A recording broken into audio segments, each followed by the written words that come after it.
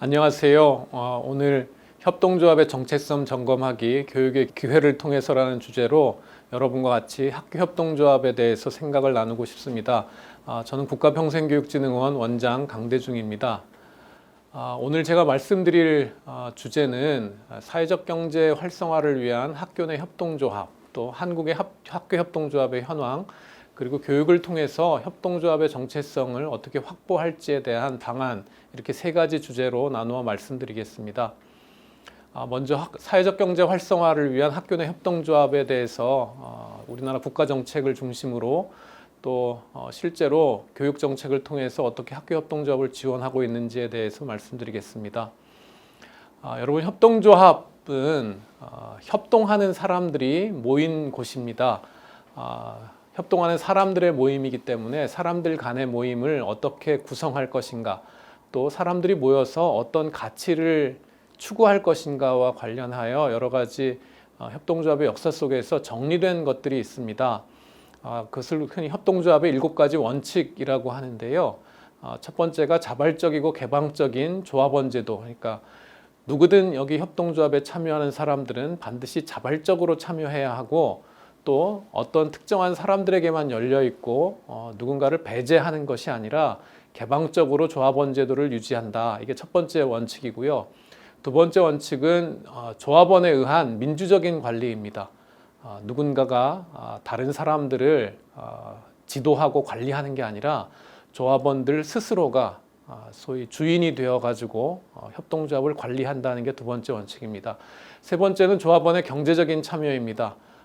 협동조합은 근본적으로 경제 조직이기 때문에 경제와 상관없이 하는 것이 아니라 소위 물건을 생산하고 혹은 서비스를 공급하고 혹은 그것을 소비하는 이런 경제 활동과 관련된 것이 협동조합에 참여하는 사람들이 지녀야 될 하나의 원칙적인 동의라고 하겠습니다. 네 번째는 자율과 독립입니다. 협동조합은 스스로 규율하고 또 독립적으로 운영합니다. 누군가에게 종속되거나 다른 조직 혹은 거대한 어떤 국가의 관료 조직 이런 것에 의존하는 것이 아니라 협동조합 스스로 독립적으로 자율적으로 운영하는 것이 원칙입니다. 다섯 번째가 오늘 제가 여러분과 주로 말씀드린 교육과 관련된 겁니다. 협동조합은 교육과 훈련 그리고 정보 제공을 아주 중요한 원칙으로 삼고 있습니다.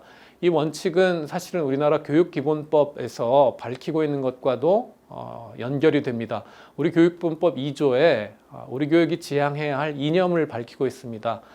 우리 다 알다시피 홍익인간이라는 우리 건국이념 혹은 나라가 어떻게 어떤 가치를 가지고 운영돼야 하는가에서 우리 모두 홍익인간을 압니다.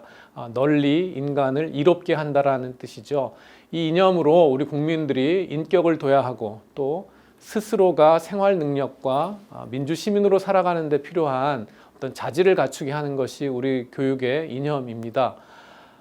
이런 이념들이 사실은 앞서 제가 말씀드린 협동조합의 7가지 원칙 중에 앞에 4가지 원칙하고 상당히 연결되어 있다는 것을 여러분 알 것입니다. 이런 교육을 통해서 우리가 목표로 하는 것은 인간다운 삶을 영위하고 또 민주국가의 발전, 또 인류가 다 같이 잘 사는 어떤 이상을 추구하는데 또 그것을 실현하는데 이바지하는 사람을 길러내는 것이 우리 교육의 근본적인 이념입니다. 이런 이념은 사실은 교육이나 훈련 또 정보 제공을 강조하는 협동조합을 통해서도 반드시 실현되어야 하는 것이라고 하겠습니다. 또 6번째 협동조합의 원칙이 협동조합 간에 서로 협동하자는 것입니다. 개별 협동조합이 자기 협동조합만 위해서 활동할 것이 아니라 다른 협동조합과 서로 연대하고 서로 협력하는 것이 매우 중요하다는 뜻입니다. 7번째는 협동조합이 지역사회에 대해서 기여해야 한다는 것입니다. 협동조합은 조합원만을 위해서 존재하는 것이 아니라 뒤에 좀 더 살펴보겠지만 일종의 사회적 경제라고 하는 대안적인 경제 패러다임을 모태로 해서 태어났습니다. 그러므로 협동조합이 지역사회에 기여해야 한다라는 원칙은 매우 소중한 가치라고 하겠습니다. 이런 7가지가 협동조합의 가치인데요. 이 가치를 기반으로 해서 사실은 협동조합이 우리나라에 많이 확장되고 있고 이제 학교에서도 협동조합을 보다 더 활성화하기 위해서 여러 노력을 하고 있습니다. 사회적 경제에 대한 관심의 증가, 그리고 그거와 관련된 여러 가지 경제 조직, 새로운 경제 조직이 생겨나고 있습니다. 협동조합은 아주 대표적인 사회적 경제 조직입니다. 많은 자본주의가 발전한 나라들이 실제로 자본주의가 갖고 있는 여러 가지 문제 상황들에 맞닥뜨려 있습니다. 우리나라에서도 여러 가지로 어려움들이 있습니다. 시장 경제에 모든 것을 다 의존해가지고 소비하고 또 생산해서는 인간다운 삶을 살아가는데 여러 문제가 있다는 것들이 나타나는 경우들이 있습니다. 또 경제 구조가 변하면서 경제적인 약자들이 많이 생겨납니다. 이런 분들을 어떻게 보호할 것인가, 그걸 보호하는 새로운 경제의 일종의 부문, 섹터가 주목받고 있는 것이 있는데 그것이 사회적 경제입니다. 그래서 사회적 경제를 활성화하기 위해서는 사회적 경제 분야에서 일하고는 한 사람들이 많이 늘어나야 됩니다. 또 사회적 경제에서 좋은 일자리들을 많이 만들 필요도 있습니다. 그런데 이러기 위해서는 사실은 사회적 경제가 무엇인지 좀 체험해 보는 일이 필요합니다. 우리가 물건이 필요할 때 손쉽게 우리 주변에서 볼 수 있는 큰 대형 마트나 혹은 뭐 집에서 가까운 거리에 있는 상품 파는 작은 가게들을 찾아갑니다. 그런데 그런 가게들이 대개는 조금 더 알아보다 보면 거기서 판매되고 있는 물건들이 엄청나게 큰 대기업 중심의 혹은 이윤을 추구하는 것만을 목적으로 하는 어떤 자본주의 경제 생산 체제에 이렇게 연결되어 있다는 것을 알게 됩니다. 사회적 경제는 그것하고는 약간 다른데요. 작은 단위로 모여서 조합원들이 어떤 자기의 생계를 유지하는 동시에 사회적으로 가치 있는 상품과 서비스를 생산해 가지고 소비자들에게 직접 전달하는 경우들이 많이 있습니다. 이런 것들을 좀 많은 사람들이 경험하고 이게 우리 사회에서 여전히 중요하다는 것을 학습해야 하는데 아직까지 우리 사회에 그런 인프라가 많이 부족합니다. 그래서 학교 협동조합을 저희 국가평생교육진흥원에서 활성화하기 위해서 많은 노력을 교육부와 함께 하고 있는데요. 노력의 가장 중요한 목적은 사실은 사회적 경제를 10대 때부터 또 20대 초반에 이렇게까지 학교에서 사회적 경제를 많이 경험하게 하는 것, 그것이 아주 큰 목적 중에 하나입니다.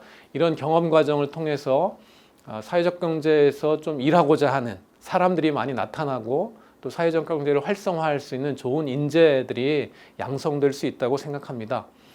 학교 내 협동조합이 그러면 어떤 역할을 하기 때문에 실제로 이런 사회적 경제와 연결되는지 좀 설명드리겠습니다. 학교 내 협동조합들은 사실은 많은 교육 효과를 누릴 수 있습니다. 우선은 협동조합도 일종의 경제조직으로 사업을 하는 곳입니다. 학교에서 사실은 이런 사업을 하거나 혹은 창업을 하거나 혹은 경제활동에 직접적으로 경험을 해보는 일이 거의 불가능합니다. 학생들이 개인적으로 무슨 아르바이트를 하거나 고등학생들은 그런 일을 할 수가 있는데요. 그런 개인적인 경험 차원이 아니라면 사실은 학교를 다니면서 어떤 경제활동에 종사하는 것이 여러 가지 제약이 많이 있습니다. 근데 학교 안에 협동조합이 생기면 협동조합 안에서 사업체를 어떻게 운영해야 하는지 또 사업체에서 생산하는 여러 가지 상품과 서비스들이 어떻게 유통될 수 있는지 협동조합도 사업체니까 거기서 회계 관리를 어떻게 해야 되는지 이런 것들을 학교 안에서 자연스럽게 경험할 수 있게 됩니다. 우리가 늘 자본주의 사회에서 중요하다고 하는 소위 기업가 정신을 협동조합을 통해서 매우 자연스럽게 학습할 수가 있습니다. 또 협동조합은 앞서 여러 가지 협동조합의 원칙을 말씀드렸는데 조합원에 의해서 민주적으로 관리돼야 하고 또 스스로가 규율하는 또 독립적인 조직입니다. 이런 것들을 협동조합의 기본적인 원칙들이 우리가 학교에서 반드시 달성해야 되는 하나의 국민들의 기본적인 자질인 민주 시민성을 교육하는데 아주 자연스러운 토대가 될 수 있습니다. 소위 민주주의라는 것이 어떻게 작동하는지 또 우리가 한 표 한 표의 국민의 투표를 통해 가지고 국가적인 의사결정을 하고 국민의 대표들을 뽑는데 협동조합의 운영에서도 이 원칙은 동일하게 적용됩니다.